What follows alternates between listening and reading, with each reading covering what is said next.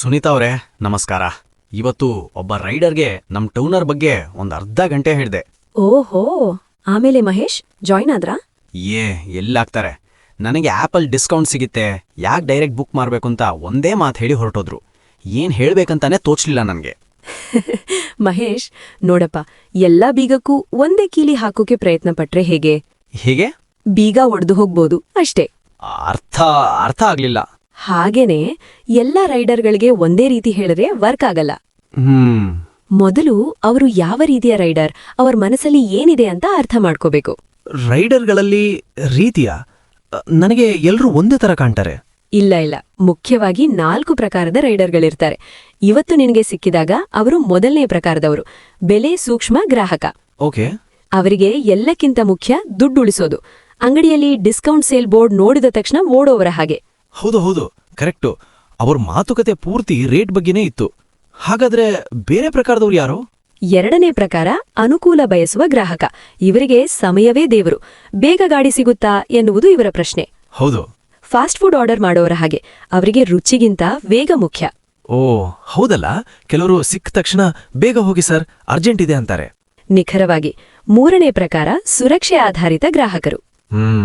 ರಾತ್ರಿ ಹೊತ್ತು ಪ್ರಯಾಣ ಮಾಡುವರು ಅಥವಾ ತಮ್ಮ ಮಕ್ಕಳನ್ನು ಹೆಂಡತಿಯನ್ನು ಕಳಿಸುವವರು, ಇವರೆಲ್ಲ ಈ ಗುಂಪಿಗೆ ಸೇರ್ತಾರೆ. ಇವರಿಗೆ ಸುರಕ್ಷತೆಯೇ ಮೊದಲ ಆದ್ಯತೆ. ನಿಜ. ಕೊನೆ ಪ್ರಕಾರ ಯಾವುದು? 4ನೇ ಪ್ರಕಾರದವರು ಸೇವೆಯ ಗುಣಮಟ್ಟದ ಗ್ರಾಹಕರು. ಓಕೆ. ಇವರು ಗಾಡಿ ಕ್ಲೀನ್ ಇದೆಯಾ, ಎಸಿ ಇದೆಯಾ, ಡ್ರೈವರ್ ನಯವಾಗಿ ಮಾತಾಡ್ತಾರಾ ಅಂತ ನೋಡ್ತಾರೆ. ಒಂದೊಳ್ಳೆ ಹೋಟೆಲ್ಗೆ ಹೋಗಿ ಆರಾಮವಾಗಿ ಊಟ ಮಾಡೋವರ ಹಾಗೆ. ವ್ಯಾಪ್ತಿಯಿಂದ ಹೀಗ್ ವಿಂಗಡಿಸಿದ್ಮೇಲೆ ಇವರಿಗೆ ಹೇಗ್ ಮಾತಾಡ್ಸ್ಬೇಕು ಅಂತ ಈಗ ಸ್ವಲ್ಪ ಸ್ಪಷ್ಟ ಆಗ್ತಿದೆ.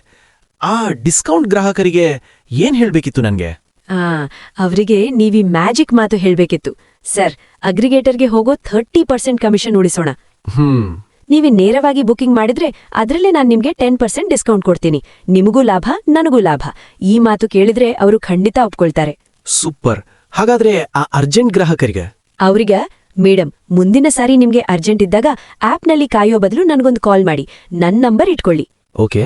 5 ಮಿನಿಟ್ಸ್ನಲ್ಲಿ ನಿಮ್ಮ ಲೊಕೇಶನ್ಗೆ ಬರ್ತೀನಿ, ಸಮಯ ಉಳಿಯುತ್ತೆ ಅಂತ ನಿಮ್ ನಂಬರ್ ಕೊಡಿ.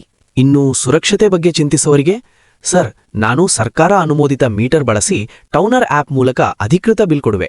ನನ್ನ ಡ್ರೈವಿಂಗ್ ರೆಕಾರ್ಡ್ ಕ್ಲೀನ್ ಇದೆ. ಹೌದು.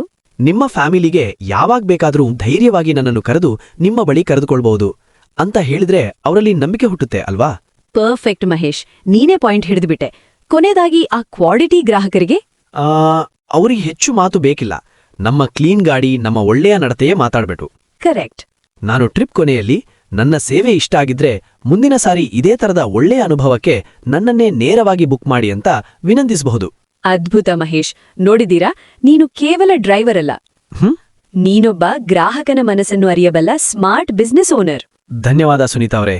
ನಾಳೆಯಿಂದ ನನ್ನ ಪ್ರತಿ ಟ್ರಿಪ್ ಕೂಡ ಒಬ್ಬೊಬ್ಬ ಗ್ರಾಹಕರನ್ನು ಅರ್ಥ ಮಾಡಿಕೊಳ್ಳುವ ಪರೀಕ್ಷೆ. Now, here's a question we'd like you to think about. When you meet a new rider, do you see them as just another trip to be completed?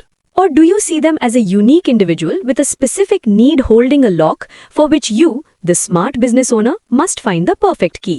Your answer determines whether you remain a driver or become an entrepreneur.